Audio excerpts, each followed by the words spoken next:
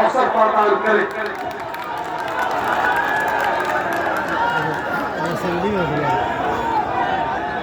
देना होगा देना। असेंबली में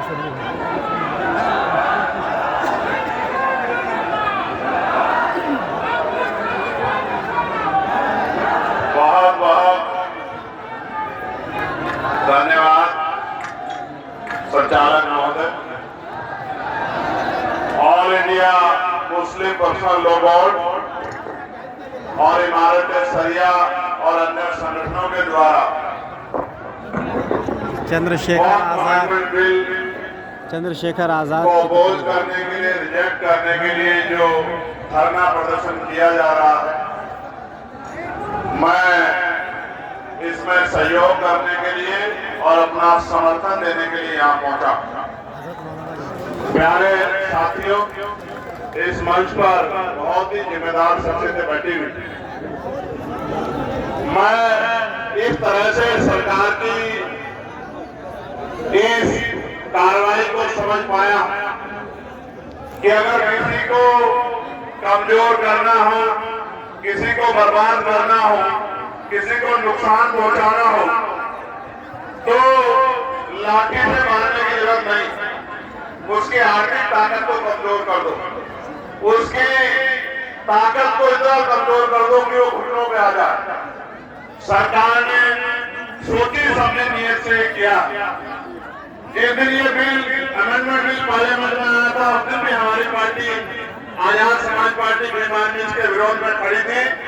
और जब जब एपीसी के मेंबर कहीं भी गए कमेटी के, चाहे बिहार आए हो, झारखंड आए गए हो, हमारी पार्टी के लोगों ने मेमोरेंडम देके अपना विरोध दर्ज कराया।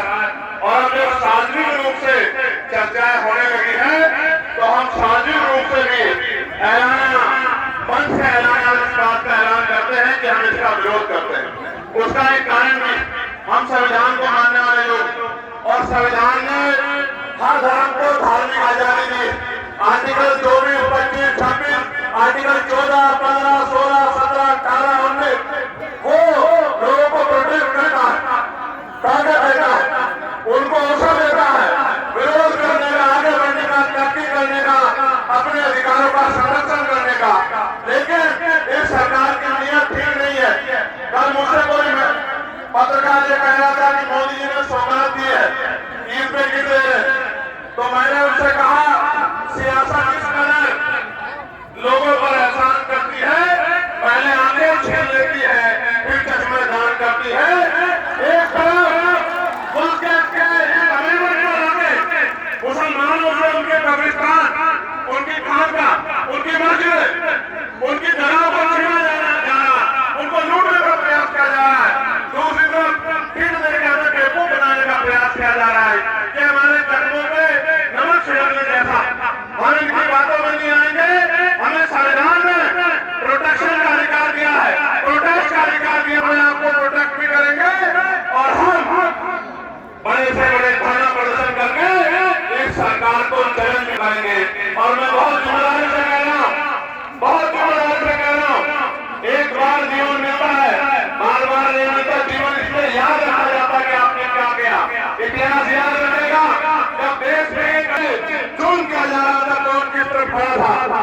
मैं यहाँ से भाइयों में कह रहा हूँ बिहार के मुख्यमंत्री जी से कि वो कमजोरों की आवाज सुने और जो फैसला वो हरवा लेते हैं बदलने का, एक बार और वो फैसला ले ले तो शायद मुल्क के हालात बदल जाए।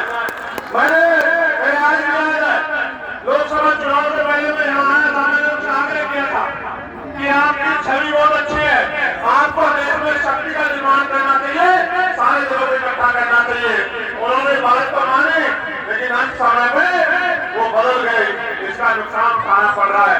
एक बार और बदल जाओ मुख्यमंत्री जी और अपने साथियों को भी बदल दो, तो ये सरकार का धर्म भी नहीं हो जाएगा। इस धर्म के जरिए कमजोरों को बर्बाद करने में तुम्हें वो जो भी व्यवस्था बनने की जरूरत वो कर क्या रहे हैं, वो सर्वे कमीशन की ताकत डीएम को दे रहे हैं।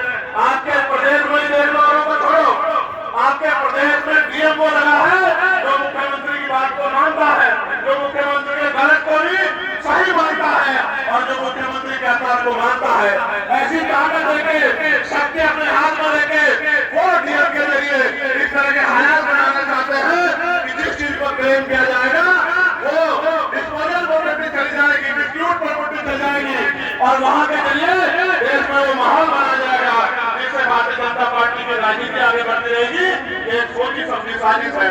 तो मैं अपनी बात को खत्म करते हुए मैं इशारा करता हूँ कोशिश को बनाने बैठे हैं। जब एक जगह पे दो संस्कृतियों का मिश्रण होगा तो जैसे बोध गया में हुआ, इसी तरह जिस तरह से आपने यहाँ कहा कि हम दूसरे धर्म के लोगों को यहाँ वक्त पर जो है जिम्मेदार बनाएंगे, तो इसी तरह का डिस्प्यूट खड़ा हो जाएगा जिस तरह का डिस्प्यूट यहाँ बोध गया में खड़ा है और हमारे लोग इसको झेल रहे हैं। मैं बहुत जिम्मेदार से कह रहा हूँ कि जब तक ना बदले जालिम हुकूमत का मिजाज, एहतजाज और एहतजाज हमारा जारी रहेगा और हुकूमत कान खोल के सुने। हम कमजोर नहीं हैं, संविधान के जरिए अपने लड़ाई लड़ेंगे। मैं ऐलान करके कहता हूँ हर जगह पे आपके साथ खड़े हैं और जब तक सरकार झुक नहीं जाती, जब तक वो अपनी इस गलत सोच को वापस नहीं लेती, आपके साथ खड़े रहेंगे। मैं इमारत सरिया का बहुत शुक्रिया अदा करूंगा। समय समय पर उनकी गाइडेंस हमें मिलती रहती है।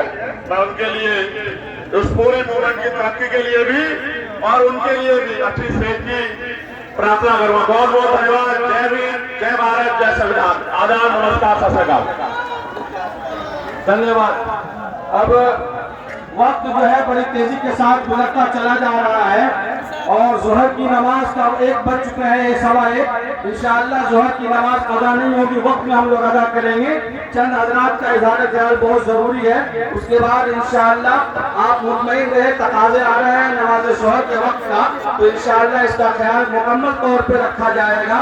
हम अब गुजारिश करेंगे जनाब महबूब आलम साहब से, जो MLA हैं माले पार्टी से, क्या भाजपा माले से तशरीफ लाएं और 1 से 1.5 मिनट में अपने हासिल का इरादे का इजहार फरमाएं।